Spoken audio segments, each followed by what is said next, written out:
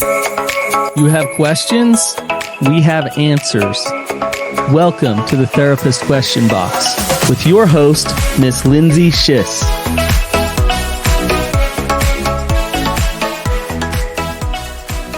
Welcome back to another episode of the Therapist Question Box, where we are not afraid of anything, so ask away.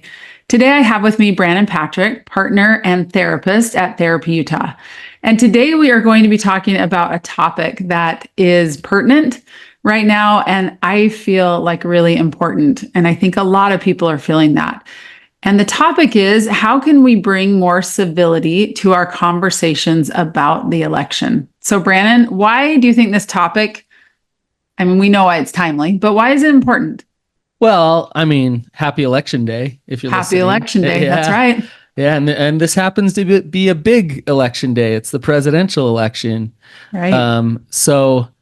I think it's really important to stop and just pause and think about how we're showing up as individuals when it comes to people who have differences than us, and how can we maintain our, I would say, compassion for them, maintain our integrity and not think and do things that we don't want to do, but still be different than them at the same time.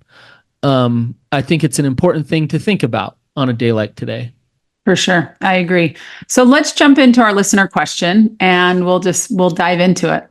Okay. With the upcoming election, I'm finding it really hard to have calm, respectful conversations with friends and family who have different political views. I want to share my perspective and hear theirs without it turning into an argument, but it often feels impossible to keep things civil. Do you have any advice for navigating these conversations, especially when emotions run high? So really great question, really timely question. And I think the first thing I would ask you, Brannon, is why do you think conversations about politics feels so personal and often gets so heated? Well, I think overall the climate that we're in, it shifted in my lifetime. Politics has always been a heated topic, but it's different now. It's like to another level. And I honestly, Lindsay, blame the algorithms a little bit. Did you ever see the social, what's it called? Dilemma? Yes, the social dilemma on Netflix. Mm-hmm. The algorithms are pushing us to the extremes. And it's, you know, as a therapist, we see this all the time with couples where they disagree on something. You know, they get married and then they start disagreeing. And next thing you know, they disagree so much that they start to hate each other. They start to resent each other, and they start to treat each other like they're not even human. And the reality is they're just coming to the situation in the marriage, whatever the situation that's presented to them, with a different perspective than the other person. They have a different reality because they interpret the world differently, and what they're lacking is the skills to actually connect to that perspective of the other person, and they feel like they have to prove that they're right. They have to correct the other person in order to have a relationship with that person. And when you get in that way of thinking, that person almost doesn't become a human. It's easy to justify hatred, defensiveness, disconnection, those type of things with them because they aren't that person. They just are this person who opposes you, right? Yes. So why do you think that like differing perspectives feel so threatening? Like, why is that a problem? Why? What do you think about that? Well, you said the word there, threatening. If somebody comes to me with a different perspective, I don't need to get defensive. So that's a great question. Why would I get defensive? And it's because I have fear. I have fear about some power or control or something being taken out of my hands and taken away from me. So then I defend. So then it's a lot harder for me to get curious with that person and care about what they think and have compassion for them because I am threatened. And so I think it really reflects back to us of like, have I done my own work to be able to be grounded enough and at peace enough within myself that the other person, whoever I'm interacting with, has a lot of leeway to have perspective and to be who they are, because I'm okay. I'm okay unto myself. If I'm not, then I'm not going to be a very safe person for very many people, right? Only select few that will agree with me won't threaten me. Got it. So it sounds like, again, we really need to look at ourselves when it comes to this. Like, what is feeling threatened that is going on inside of me, where these conversations become really heated and uncomfortable? It's really something going on inside of us often, where we can't hold space for another person or have a hard time in those conversations. So here's a question, as I'm thinking actually about an experience I had this week, and I was at the gym. And I think this individual, I think she thought that I maybe had a similar political leaning that, as she did. And I didn't. And she just kind of started down the path, and I sat there and I just listened for a little bit. And usually I really try not to engage, because maybe there's which most people do. Like politically, they're like, okay, no, thanks. Yeah. Yeah. And it started kind of getting a little bit messy in terms of the things she was saying about a certain political party and a certain person. And I just started feeling progressively more uncomfortable. And so I had this moment where I just thought, okay, do I just go along? Do I just go along and not say anything? Or do I say my piece? Do I say I respectfully disagree? What do I say? So I finally just said, I respectfully disagree. And I can see where you're coming from, but I honestly don't feel the same way. To which I thought the response would be, oh, okay, like, this is probably time to shut this down. Clearly, this is not a conversation she wanted to have. That, I'm thinking that's what she's thinking about my response.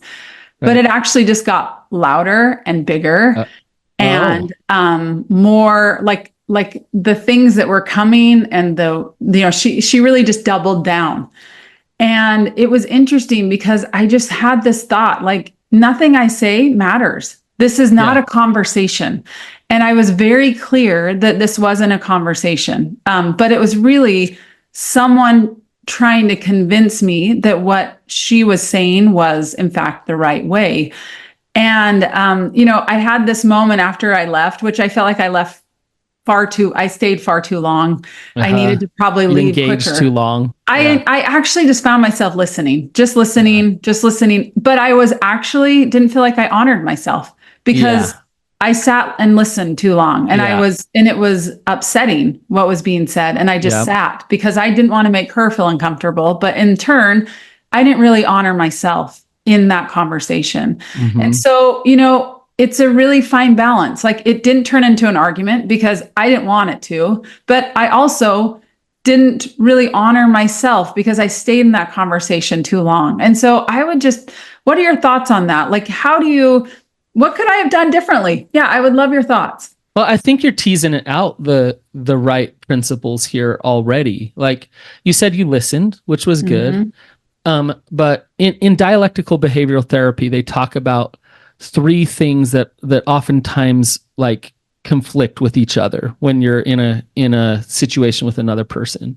One is you're trying to maintain a relationship. So if this was a good friend, if this was a family member, if this was a stranger, your relationship is different. So therefore, how you would respond to this person would differ because your relationship's different. The other thing that you look at is your objective. In the situation, what is your objective? And maybe your objective was to end the conversation so that you could get the open treadmill over there, right? Like maybe that was your objective. And so, whatever the objective is, if the objective is very important, it will change what you do in that interpersonal situation. The third thing is your self-respect. And a lot of times this is where we will sacrifice that to take care of the relationship. The relationship it will be like, yeah, self-respect, yeah, let that go out the window. I'll sit and I'll listen and I'll listen. And that's what I hear you saying is like, in your integrity, sacrificing your self-respect to her in that moment was not in alignment with your integrity. And that's why you got those yucky feelings after it. So you can look back and you can say, okay, I can engage and I can listen to a point. And then I need to be boundaried and honest with her and myself about when I'm done. Like, you know what? Like, thanks for talking to me. It's good seeing you. I got to hit the workout. Right.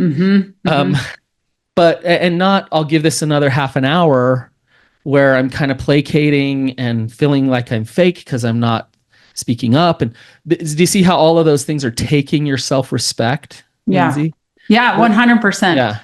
Yeah. And so that's it. I really appreciate what you said, is that sometimes our self-respect we sacrifice for the relationship. Boy, that seems like a big sacrifice to make, right? When we walk away feeling like I didn't stand in my integrity here. And again, what our listeners asking is, how do we have civil dialogue, right? So it's one thing to have the dialogue that's civil. It's another whole thing to just disrespect yourself or disrespect the other person. And so I do wonder, what does it look like, how we can sit in that space, right? And have respect for one another and maybe not have swing on one side or the other. Civil dialogue requires two people showing up with respect. And first and foremost, they need to show up with respect for themselves. They need to know that I am boundaried, so therefore I can engage with this person in these waters of learning and disagreement. Every argument that you win, you don't learn anything. And so you want to lose the argument because you want to learn. But the only way you're going to go learn there with that person is to know that you can say, when that self-respect starts feeling like it's going out the door, you can say, this isn't working for me. And as long as you can say that, then you can engage.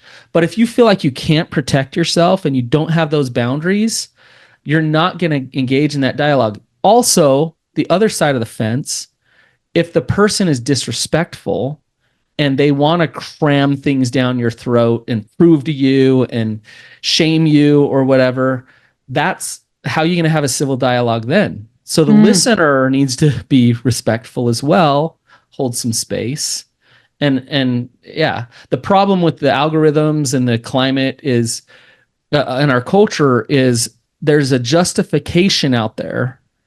There's this like invisible justification out there that if you differ from me, you're so out of touch, you're so stupid, you're so crazy, it's so black and white. There's no like nuance in our politics right now, that it's easy to just say, well, yeah, you're just crazy. So therefore, like, what kind of dialogue can we have?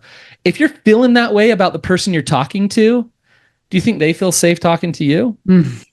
Not at all. Right? Yeah. It goes both ways. Well, and as you say that, I think, gosh, we are so much more than just our political standing. We are so much more. I mean, our identities are so much more than what political party or candidate we stand behind. So much more. And when we put people in just this small box and say, this is who you are, boy, we miss richness and what we could really gain from the relationship. And I think sometimes we actually water it down to that. And what you just said is really important, is it's like, oh, you must be so out of touch if this is where you're leaning, or this is, the party or the person that you're supporting, where we're so much more than that. And we also there's people that have reasons that we may not understand. They have a lived story that we may not understand. And so as I'm hearing that, I'm thinking, gosh, this comes back to respect for self and respect for others, and recognizing that we have a reason for feeling the way we do. We have lived experiences that others don't understand. And this is one small part of our identity.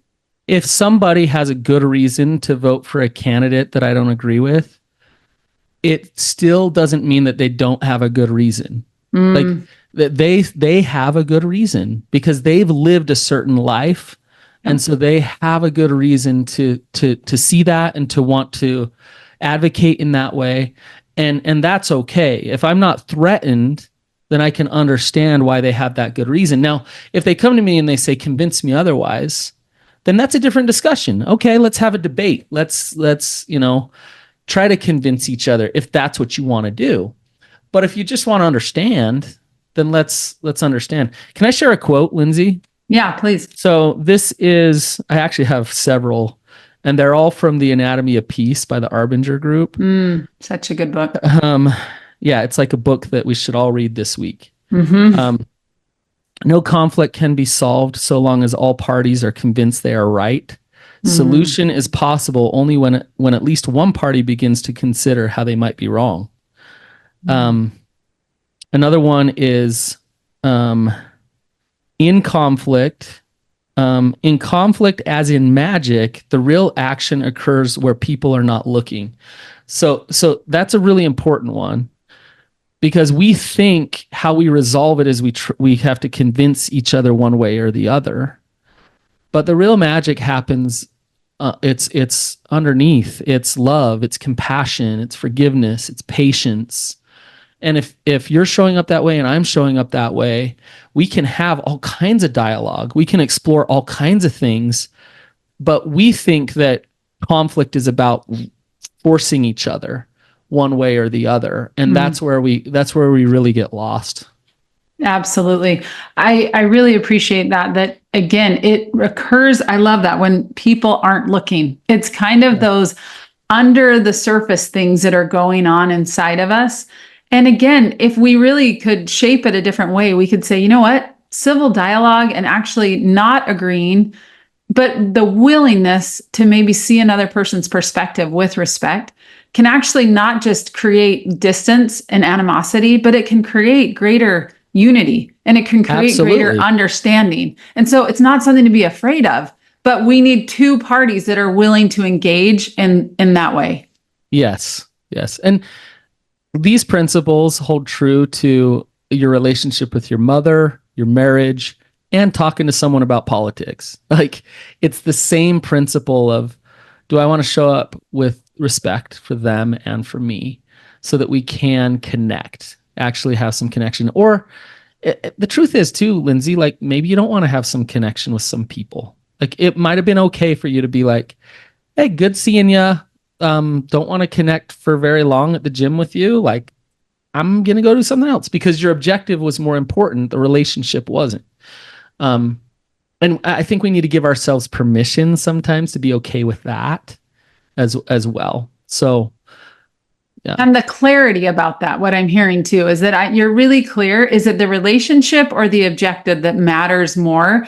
Because when I can understand that, then I'm really clear about what my motive is and why I choose to engage. Yeah, what's my truth? And do I choose to engage from, again, a place of integrity, of self-respect, of empathy? Or do I say, you know what, that's not my objective here. So the relationship isn't my objective, and I can bow out gracefully and we're good. No harm, no foul, right? Exactly. Yeah. Exactly. So really important. So Brannon, you've talked a couple of times about the social media and the impact that it has had on the way that we view things and the way that we discuss political issues.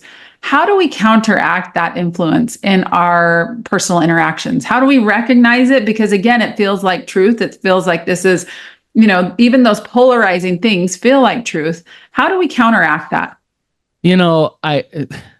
It's interesting watching the show, The Social Dilemma, because when I turned that on, I thought, oh, this will be interesting. But then it made me conscious of something that I was not conscious about. And so me getting aware of what was actually going on with that was really important for me. And so it's hard to counteract it if you're unconscious to it and it's just happening to you. So that algorithm is clickbait, and it works off your confirmation bias. And then it kind of feeds the confirmation bias. So like if you believe in one thing, you click on that thing, then it starts pushing that thing more and more and more and more, and you get stuck down this rabbit hole that is just very specific. And then you start, this is why so many people like can't believe when someone loses an election or this, because they're so watching certain content only that they're in this little bubble, right? And so I think it's important to understand how those algorithms work. And when you say that, I was thinking about just an echo chamber, right? Yeah, how many times we put ourselves in an echo chamber where it's like, this is my thought. So then I surround myself with people that think the same way. And I surround myself with media, and that's what that believe the same way. So it really does reinforce it. So when you're saying you're shocked, of course you are, because that's all you're hearing. So as we're talking, I'm thinking how valuable for a rounded perspective, a perspective that's just not my perspective, to engage in these conversations with absolutely family and friends, because it actually does open my eyes to more ideas and thoughts and truth, frankly, on both sides and from both parties, right? Exactly. So, yeah. Go ahead.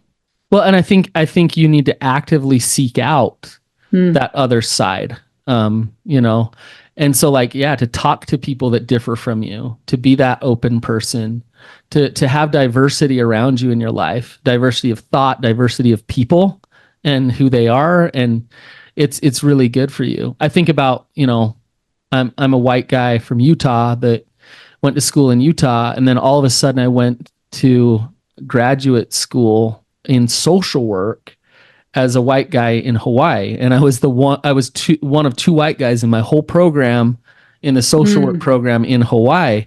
And, Utah, extremely conservative, Hawaii, extremely liberal. So I'm going from being the majority here to like, all of a sudden I am the opposite of that. And it was so good for me. It was so good for me to spend 3 years in that place and to meet different people and understand different people and learn different things. So, go. Was there some discomfort in that, Brannon, too? Or were you like, oh, this is great from the very beginning? Or did it cause you to maybe go, oh, wait a minute, this is what I've been told my whole life, or what everyone around me thinks? I mean, was there some discomfort in that, even though you said it was so good? Was there discomfort as well? In all kinds of ways. It was uncomfortable when they're talking about how the white male has destroyed so many things, and I'm the only white male in the class, right? And then it was uncomfortable when I really disagreed with some of the stuff that was being taught. And I know that I was one of the only ones in the class that differed in that thought. And I felt like you at the gym the other day, sometimes like, ugh. And then it was uncomfortable to actually challenge some of the beliefs that I had and be like, how much of a bubble did I live in? And so that discomfort is what was good for me. That's what was awesome about that whole experience for me. But I think you said discomfort was awesome. I don't know how many people actually put those words together in a sentence. Discomfort is awesome. I actually think we as a society do the exact opposite. Like, I don't want to feel uncomfortable. I don't want to question my beliefs. I don't want to be, told something that makes me feel responsible in an uncomfortable way, whatever. But what I'm hearing is that the ability to get comfortable with some discomfort is really important, because then we can actually get curious about our own experience, about somebody else's, but we have to be willing to step into that discomfort to do that. If you're not willing and you don't want to, then you're a part of the problem and you're not a part of the solution. Because you will go reinforce this black and white thinking where you can dehumanize other people because of the things that they think, versus, hey, I'm willing to step into some discomfort, have some dialogue, let people be different than me. You'll be a part of the solution. Exactly. I love that we will be part of the solution. And isn't that what we are all going for? How can we be a part of the solution and be an agent for change? How can we help change and have civil discourse and dialogue? It has to begin with us. So Brannon, I just want to make sure that we covered everything that you felt like it was important to touch on in this conversation. Is there anything that we left out that I didn't ask you about that you want to share? Yeah, one of the first things I learned in grad school was what's called the strengths-based perspective. And what that is learning how to, no matter what happens, your client comes in and you start from they are doing the best that they possibly can. And they're good at doing the best they possibly can. So their life might be a wreck. They might be narcissistic, nasty, addicted, whatever it is. And you think positive regard. Wow, they're doing the best they can. Look how good they have done to survive to this point in their life, considering what they've been through. And it's a great place to start. I think as therapists, Lindsay, a lot of therapists naturally just love people and can see the good in people. And that's what we need across the board, is to love people, see the good in them. They're doing the best they possibly can. And they might vote for someone other than who you would vote for. Like both those things can be true. And so just to understand that. I love that. And when you look at the world in that way, I actually think it's an easier way to live. Absolutely. That people are doing the best they can. And even if their best might not look great to you, it might be the best they can given their lived experience, their perspective, their tools, whatever it is. But as I hear that, I think that's a really gracious way to live. And also, it's a much easier way to live. It's much easier on us to assume the best in people. So do you want to resonate in love or hate? Right. It's a choice. It's much easier to live with love in your heart. Yep, exactly. So good. A couple of the nuggets that I just wanted that in this conversation felt really important to me was what you just said, the strengths-based perspective, that people are truly doing the best they can. And when we're engaging in these conversations, as our listener was asking about, really getting curious about this. Am I trying to maintain a relationship? And really, what is my objective? And how do I have self-respect in this conversation? And what does that look like for me? So I really appreciate this conversation. I think it is one that we could have over and over again, and that we could all work on some level and some degree. So really, Brannon, I appreciate your time and insights, and really hope that by focusing on some of these principles of understanding that people are doing the best they can, they're certainly more than their identity is far more than their political standing, and that again, we are all trying our best, doing our best, and that we're going to fall short, and we will as well, not just others, but we're going to over and over and over again, and to offer ourselves grace and others grace along that path. So absolutely. Great. Remember, if you have questions, go to our show notes on the Therapy Utah website and submit a question. No question is off limits. We really appreciate you joining us. And until next time, take care.